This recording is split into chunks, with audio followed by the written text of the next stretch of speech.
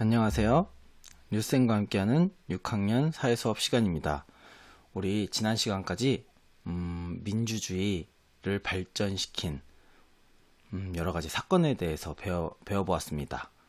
4.19 혁명, 5.18 민주화운동, 그리고 6월 민주항쟁에 대해서 배워보았습니다.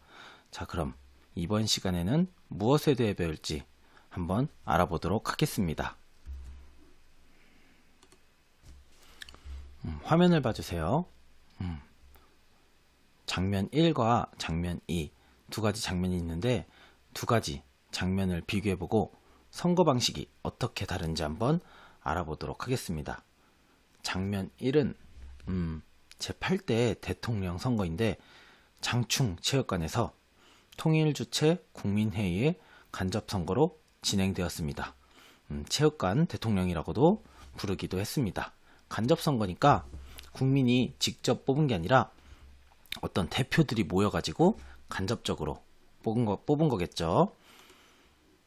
자, 장면 1은 그래가지고 여기 보면은 대통령 후보자 박정희 한 명만 이렇게 있습니다. 후보가 딱 한 명뿐이었습니다. 자, 두 번째 장면은 13대 대통령 선거로 출마자들이 일단 많은 것을 알 수 있습니다. 기호 1번, 기호 2번, 기호 3번, 기호 4번. 자, 그리고 이 대통령 선거에서 대통령을 뽑기 위해서 주민들이 이제 줄을 서서 투표를 하고 있습니다. 장면 1과 장면 2 어떤 차이가 있었나요? 네, 맞습니다. 장면 1은 대통령 간선제, 그 두 번째 장면은 대통령 직선제의 모습입니다. 자, 그렇다면 어떤 장면이 공정하고 민주주의가 이렇게 발전할 수 있을 것 같나요? 네, 맞습니다. 아마 두 번째 장면이 아마 모든 국민들이 선거에 참여해서 대통령을 뽑고 그리고 후보자도 되게 많았죠. 첫 번째 장면보다 후보자도 많았습니다. 자, 그러면 우리 지난 시간에 배웠던 6월 민주항쟁 이후 직선제로 선출된 대통령을 살펴보도록 하겠습니다. 88년도에는 노태우 대통령, 그리고 그 다음엔 김영삼 대통령, 김대중 대통령, 다음으로 노무현 대통령, 이명박 대통령, 박근혜 대통령, 그리고 지금 문재인 대통령입니다. 자, 그래서 이번 시간에는 우리 6월 민주항쟁 이후 민주화 과정을 알아보는 시간을 갖도록 하겠습니다.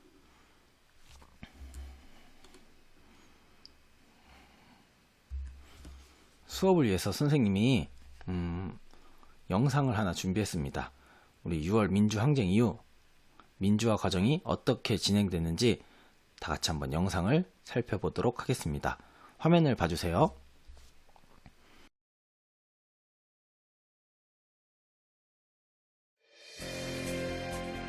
(1987년) 6월 민주항쟁의 결과 6.29 민주화 선언이 발표되었습니다.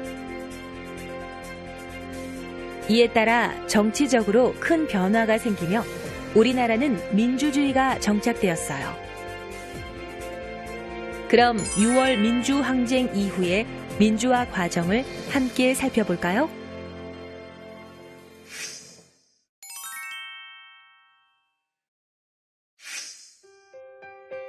6월 항쟁 이후 우리나라는 헌법을 개정하여 대통령 간선제가 직선제로 바뀌었습니다. 1987년 제13대 대통령 선거가 직선제로 시행되었고 국민이 투표를 하여 직접 대통령을 뽑았죠. 이것은 1971년 제7대 대통령 선거 이후 16년 만의 일로서 수많은 시민과 학생들이 군사 독재를 끝내고 민주화를 이루고자 노력한 결과였어요.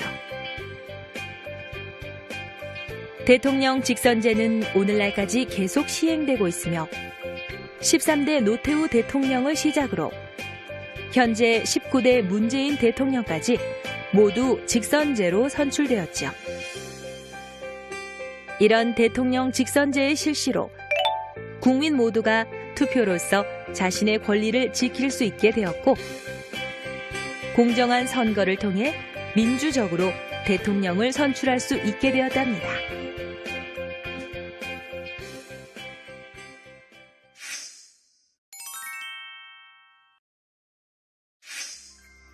지방자치란 지역의 일을 그 지역의 주민이 스스로 결정해 처리하는 것을 말합니다. 이런 지방자치를 실현하기 위해 마련된 제도가 바로 지방자치제인데요.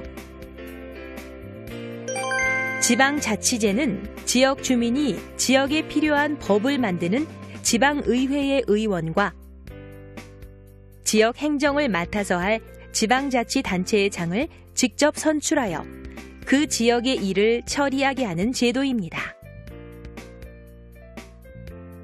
우리나라의 지방자치제는 1952년에 처음으로 각급 지방의회가 설치되며 시행되었는데요. 1961년 5.16 군사정변 때 폐지되어 30여 년 동안 중단되었다가 6.29 민주화 선언에 따라 다시 부활하게 되었습니다.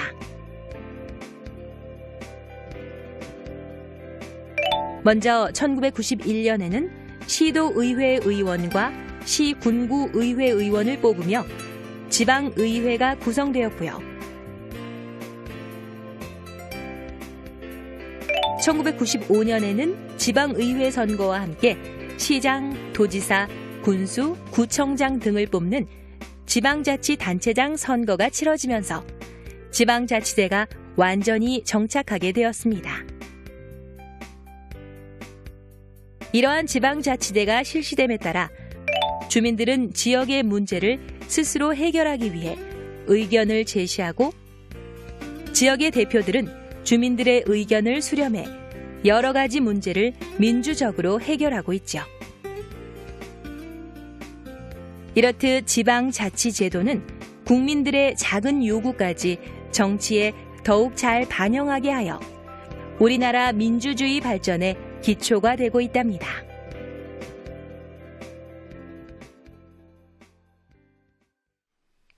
자, 잘 보셨나요? 자, 그러면 화면에 어떤 내용이 있는지 한번 우리 다 같이 한번 살펴보도록 하겠습니다.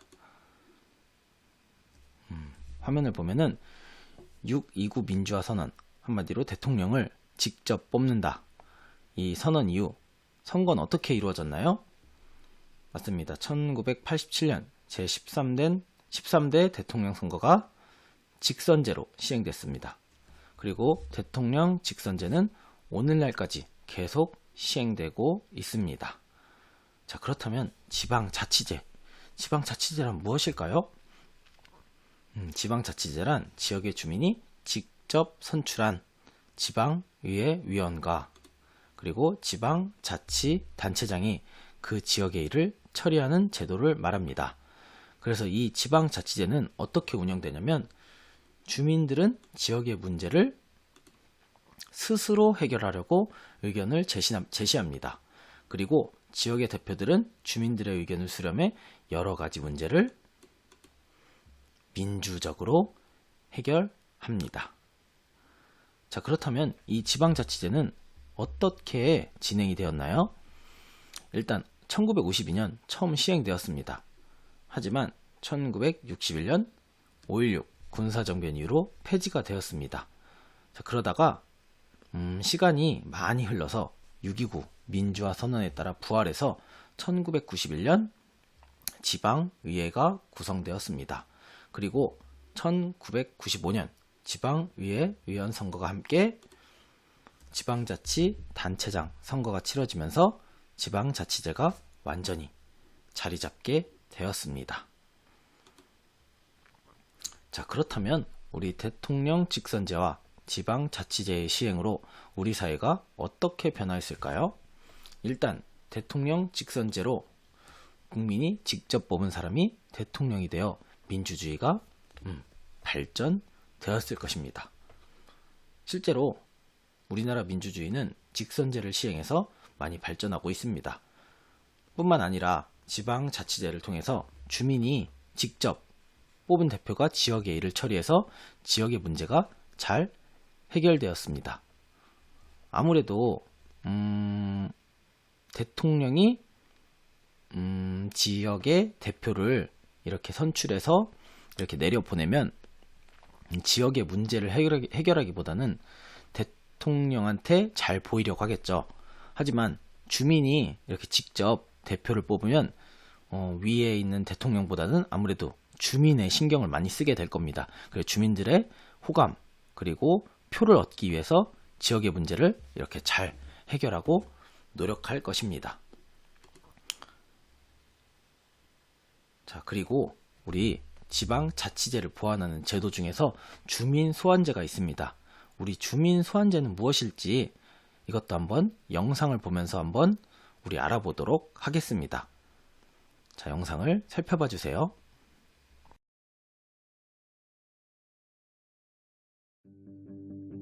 오늘날엔 지방자치제가 실시되면서 지역 주민이 직접 선출한 지방의회 의원과 지방자치단체장이 지역의 살림을 맡아 하고 있습니다.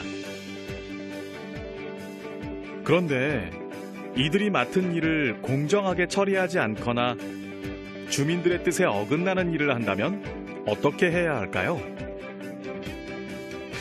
이런 경우를 보완하는 제도가 바로 주민소환제인데요.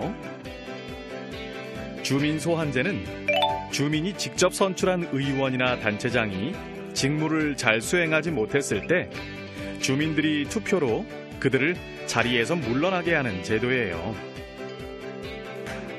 투표를 통해 해임이 결정되면 해당 공직자는 임기가 남았더라도 물러나야 하는데요. 주민소환이 확정되려면 지역의 투표권자 3분의 1 이상이 투표에 참여해야 하고 유효 투표 중 과반수의 찬성이 있어야 해요.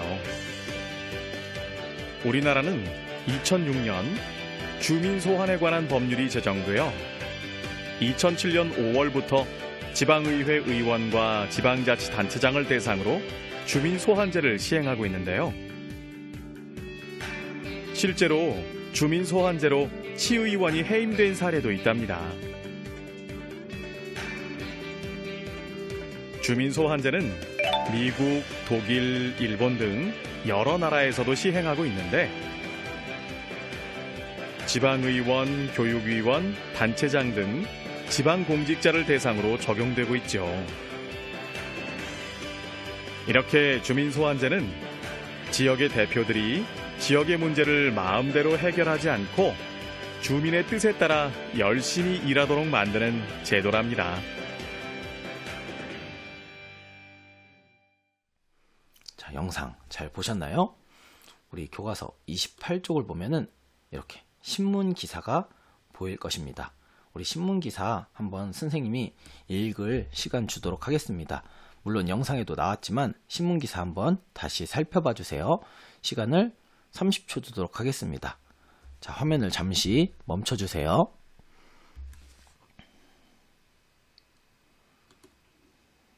자, 여러분, 주민소환제란 무엇인가요? 네, 맞습니다. 주민소환제는 주민이 직접 선출한 위원이나 단체장이 직무를 잘 수행하지 못했을 때 주민들이 투표로 그들을 자리에서 물러나게 하는 제도입니다. 그렇다면 주민소환제는 지방자치제의 시행에 어떤 역할을 할까요? 네, 맞습니다. 아무래도 잘못 처리하면 이렇게 주민소환제를 통해서 물러날 수도 있으니까 지역의 대표가 맡은 일을 공정하게 처리하도록 할 것입니다. 그리고 문제 해결할 때 지역의 대표가 주민의 뜻을 잘 반영하게 됩니다. 마지막으로 지역의 대표가 잘못을 하지 않고 열심히 일하도록 만드는 이런 좋은 기능이 있습니다. 자, 우리 이렇게 그 6월 민주항쟁 이후에 민주주의에 대해서 배워보았는데 우리 한번 오늘 배운 내용을 정리해보는 시간을 갖도록 하겠습니다. 자, 우선 6.29 민주화 선언으로 어떻게 변화되었는지. 첫 번째, 직선제가 이제 시행이 되었습니다. 대통령을 간접적으로 간선제로 뽑는 게 아니라 국민이 직접 뽑는 대통령 직선제가 시행되었습니다. 그리고 이 직선제는 오늘날까지 계속 시행되고 있습니다. 자, 그리고 두 번째, 6.29 민주화 선언으로 인한 변화로는 지방자치제가 있습니다. 지방자치제는 지역의 주민이 직접 선출한 지방의회 위원과 지방자치단체장이 그 지역의 일을 처리하는 제도입니다. 그래서 주민들은 지역의 문제를 스스로 해결하려고 의견을 제시합니다. 그리고 지역의 대표들은 주민들의 의견을 수렴해 문제를 민주적으로 해결합니다. 이 과정은 52년도에 처음 시행되었다가 5.16 군사정변 때 폐지되었습니다. 그러다가 91년 지방의회가 구성되고 95년 지방의회 위원 선거와 지방자치단체장 선거가 치러지면서 정착되었습니다. 자, 이런 그 지방자치제를 시행하면서 부족한 점이 있어가지고 보완하는 제도가 나왔는데 그게 주민소환제입니다. 주민소환제는 주민이 직접 선출한 위원이나 단체장이 직무를 잘 수행하지 못했을 때 주민들이 투표로 그들을 자리에서 물러나게 하는 제도입니다. 자, 오늘 이렇게 내용을 배웠는데 내용을 잘 기억하는지 우리 한번 문제를 같이 풀어보도록 하겠습니다. 자, 다음에서 설명하는 제도 무엇일까요? 네, 맞습니다. 대통령 직선제입니다. 자, 그럼 두 번째, 자, 알맞게 연결해 보도록 하겠습니다. 주민이 직접 선출한 지방의회 위원과 지방자치단체장이 그 지역의 일을 처리하는 제도. 네, 그렇죠. 지방자치제입니다. 두 번째, 지방의회 위원이나 지방자치단체장이 직무를 잘 수행하지 못했을 때 주민들이 투표로 물러나게 하는 제도.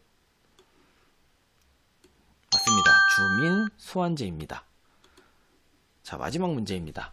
우리나라 지방자치제에 대한 설명으로 알맞은 것은 무엇일까요? 자, 무엇일까요? 자, 선생님 5초 주겠습니다. 5, 4, 3, 2, 땡. 정답은 네, 맞습니다. 5번입니다. 자, 나머지 5.16 군사정변 때는 폐지되었죠. 자, 그리고 계속 이어졌다. 52년 아니죠. 네, 이어지지 않았습니다. 91년 지방자치단체장 아닙니다. 95년입니다. 그리고 4번 95년에는 지방의회위원만 선거만 치러진 게 아니라 지방자치단체장까지 같이 선출하였습니다.